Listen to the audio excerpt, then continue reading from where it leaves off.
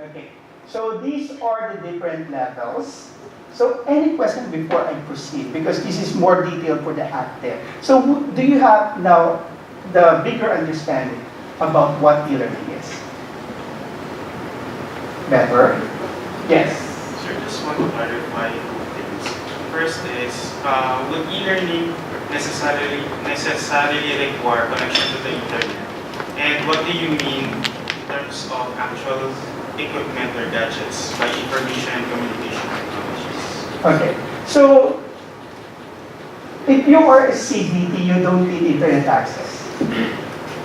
Okay? So all you need to have are just DVDs, DVD player, or a computer system, and that's it. And then, as instructional designer, we are all required that all programs will run in the minimum requirement of a computer system. So that way, that would not be a problem. Because if that will require a different kind of software, very limited, students will have limited access to that. Okay, so you have to ensure that actually whenever you design e-learning, you have to know the target participants first. Who are we targeting? So that way we don't have any questions. All right? Yes. You said that there are two major skills of intelligence, intellectual and emotional. The question is, does e-learning sacrifice the emotional part of development? For example, when you're, what function of education is not just That's right. teach the intellectual, but just merely listening to a teacher inspires you to. There's a spiritual connection sometimes. Yeah. Is that lost in e-learning? In passive, yes. Standalone. But if it is an active, wherein you have your regular chat sessions, that will come. And that is also applicable if that is a fully online level 4, wherein you don't meet at all. But if you still meet in the class, you can actually still, there can still be inspiration or the emotional can be attached. Yes. From a management perspective, do we have a study about which is more cost effective, the traditional one or the e-learning? UPOU does have, and it's the same. Yes. Yes. Well, follow-up questions on that. Is there also a study conducted which would say that e-learning is better than traditional learning in terms of Quality learning? learning standards and advanced functionalities among students? So And, far. how mature are we here in the Philippines? Okay, so far for who are better, because when they did that study, it came up that they're both the same for UPOU. So the accomplishment that the online student did and the residential, they call it residential students did is actually the same. Their accomplishments are the same. And then what's your other question? How mature are we? How mature? Okay. So far, we were cited as a good e-learning industry so far in Asia, because students in the Philippines, since we are the textile capitals, they say, so we are prone now to technologies, and so far, the resistance are not coming from our students. It's coming from the teachers. Yeah, it's not the students. Because, the students these days are digital natives and they are actually looking for it. Okay? So, the question is more of those who are implementing it. So, those who do not believe in e-learning and so on and so forth. Although we do believe that there are some courses which cannot be entirely implemented by e-learning, like nursing, okay? But not for now. But later on, you who would know, right? Like PE, physical education. Although we have, in UST, they were able to develop an e-learning course for PE, wherein the lecture part were delivered online, and then the physical part, they have to come. Okay, so it's still blended. Given that, like for example, in our case here, we have provided the feedback to solve problems of the learning, but we find it still more valuable to interact with one another. And listen, I'm not sure if the e-learning is into that already. How do we interact is an important thing. Yeah, that will fall now with the next more of the interactivity. Yes, the active. Yes. So I was just going to share, last year I enrolled in an online course for an advanced pharmacology course. It's based in Europe. So it was, you really have to commit because sometimes Yes, because of yeah. that time difference. But it was all full web-based and, but I had, you always had chat forums at the side time. So I had classmates from Spain and Italy. And so every time I'm there, I developed friends. And at one time after we graduated, so it was several months, of course, almost a year. We had a degree after that. But when we had a reunion, it was like we've known each other all the time because every day we would spend time together in the forum. We would have homeworks, we do it together. So we will submit our contributions, just like you do in your learning team, and somebody is assigned to put together the group report for that particular day. So it was like sitting there, but I didn't have to leave my work. So I was studying at the same time working. I earned another degree, but never leaving my work. And so I'm a testimony to how e-learning works. And it doesn't really, if it's the interactive kind, you still have the emotional Yes. connection. Now, if you want to meet each other, that sort of cements it. But even just because we still communicate long after the course is over. I actually have a lot of comments, but I'll reserve it after your presentation. Okay. But perhaps I just like to follow up on something that's been asked already. I'm an educator, by the way, and this is not something I'm hearing for the first time. Speaking about UP Open University a while ago, you said that there has been a study that says that there's no difference between so-called traditional learning and e-learning. How was the evaluation carried out exactly? Was it in terms of student performance? What is in terms of qualitative feedback on the instruction? I'm very curious to find out. Yeah, okay. I will really have to get back to you on that because Mel Bandinaria, who wrote that study and presented that in a PELS conference, is the one who authored that study. So I can share I can connect you with her. And then you can discuss what are the details of this study, why are they the same. Because in her study, it came up the same. That's why I'm sharing it to her. Later. Yes. Yeah, if I may add to Sheem's question. Yeah, Sheem, our organization had been implementing e-learning courses on different fields. For example, health financing. So that's a 6 months course. 6 months course, which is run 3 times a week, 2 hours per week. Commitment only from different participants from the health sector. So you can see your class, actually you see your classmates every time you're on the platform. Every time you put inputs on the platform, you exchange ideas. It's on the platform, like with pictures. So it's a discussion board wherein you give your idea and another classmate would also give their ideas and you see exchanges of that. And normally it's with pictures. So it's just like really seeing your classmates, but more intimate in a way because it's not intimate on a personal or physically, but then because you see them every now and then and you exchange ideas with them. So I think based on our assessment of that, because we've run it for 10 years, and the effectivity is really very high. It's just saying like going to the classroom without really resigning from office. It's But like this is a very online good tool for executives, so they don't have to really post for quite some time. Thank you, Cecil. I've been using Coursera for almost 2 years now, and it's really massive.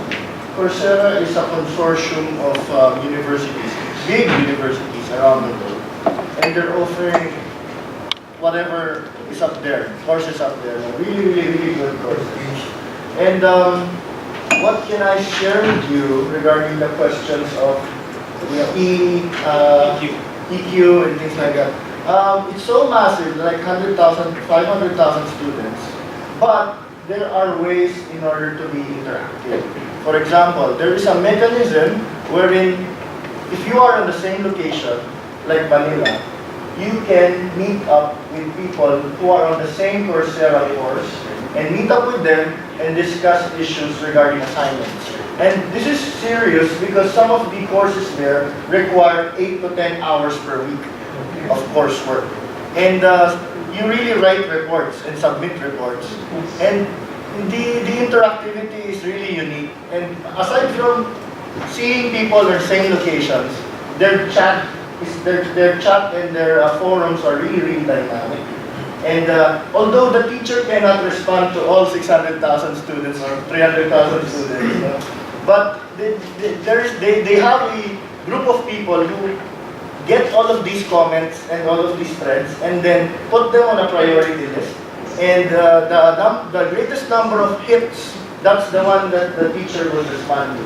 Like top 5 questions for this topic. Then the teacher will answer that in a video.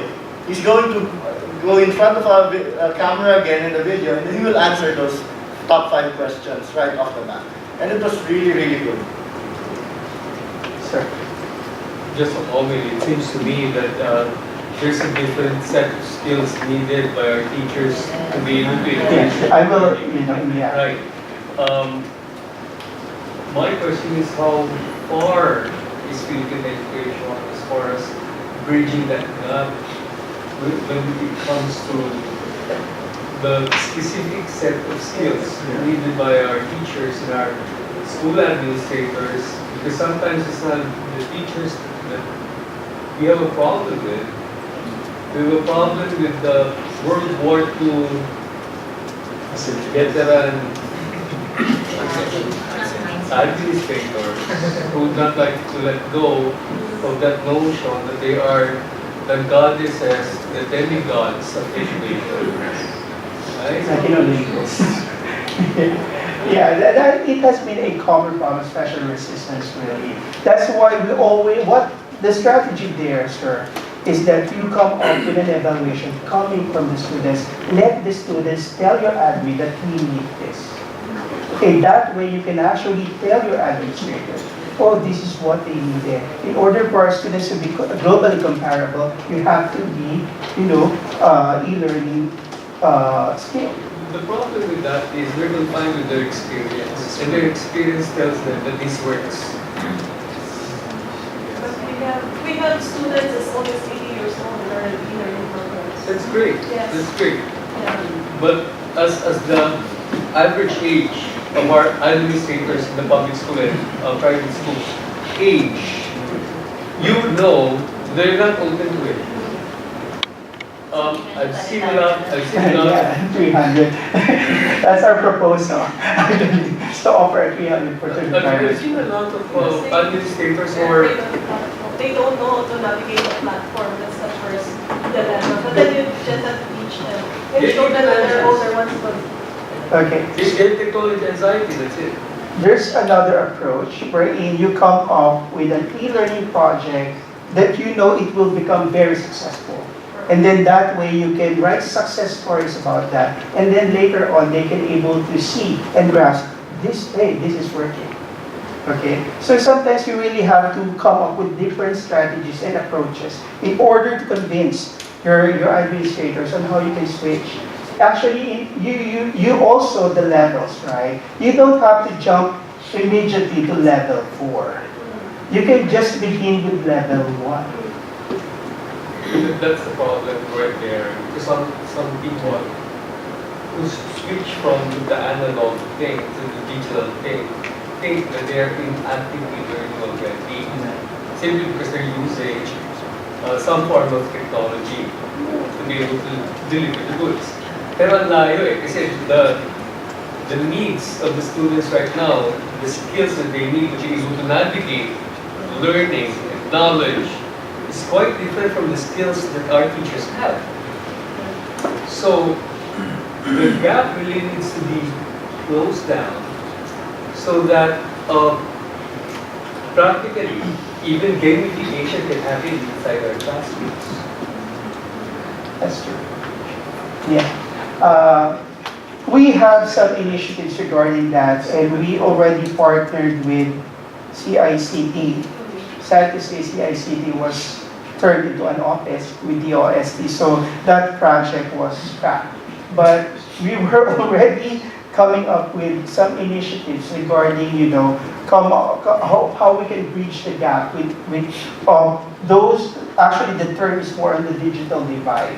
Okay, those who do not have access and those who cannot access. That's why, if you notice, we also come up with the CBT, where if you do not have access, you can come up or convert that one into a CBT. So that way, if they are having problems or resistance or fears regarding technology, you can actually offer some different ways where e-learning will come in. And also, instructional designers would have to place the requirement needed in order for you to implement that kind of program, like the e-learning program. So you have to set what are the requirements needed in order to complete this. But normally, in a school kind of setup, since we have face-to-face, okay, and then so regularly they work, then they see each other in the school. Okay, so that's the time that a student, the teacher in their own initiative can actually come up with e-learning assignments for them. So that way they can able to you can actually convert this so-called resistors from they do not want it. Yeah, we also notice, and it's actually our frustration also, sir. But it doesn't say that we have to stop. So what we have to do is to come up so that way we can catch up. So they would be able to see that, this is what is happening here. So, you can actually In come up. fairness to the point of education, they spent about 600 million buying the hardware, which up to now hasn't been used. The problem with, I don't want to discuss, but the issue more on is because, governance is what? For the education alone here in the Philippines, we have to deal with 3 agencies, TESDA, DepEd, and CHED. And all 3 do not talk with each other, especially when we have a kind of e-learning project that APEC wanted to give to the Philippines.